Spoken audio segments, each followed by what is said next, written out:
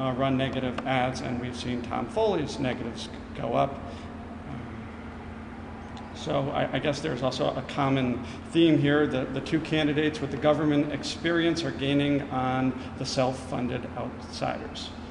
Would you say negatives are a positive, Doug? In this case, negative advertising works.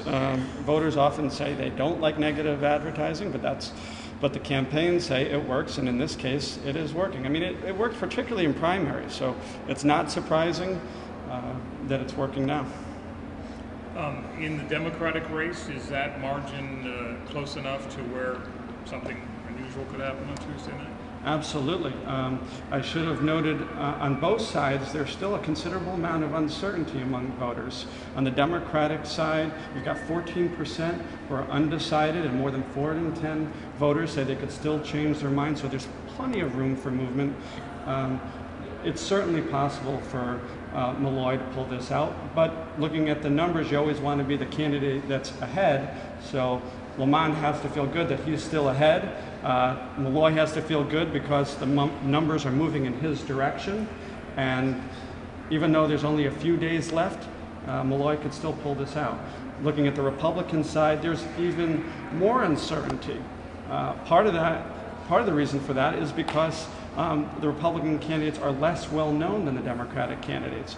We find that 21% of Republican voters say they are still undecided, and more than 6 in 10 Republicans say they could still change their mind. It's a very high number this late in the campaign, but it shows you that there is still plenty of room for movement. I mean, we've seen a very big change just in the last 3 weeks. I mean, a 20-point change where Fideli went from being 35 points to 15 points down. That's a very dramatic change in a very short amount of time.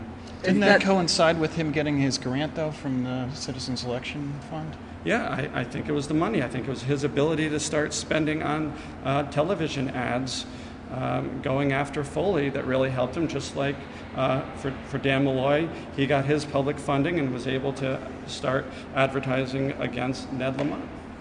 You call people at home, basically. Does your poll show in any way, shape, or form that people are interested in getting off their duffs and going to vote on Tuesday? Well, that's another question. Traditionally, primaries, especially non-presidential primaries, it's a low turnout. So that certainly is going to be a big factor. It's somewhat of a cliche to say, but it really does depend on turnout. Which campaign is better able to turn out their supporters.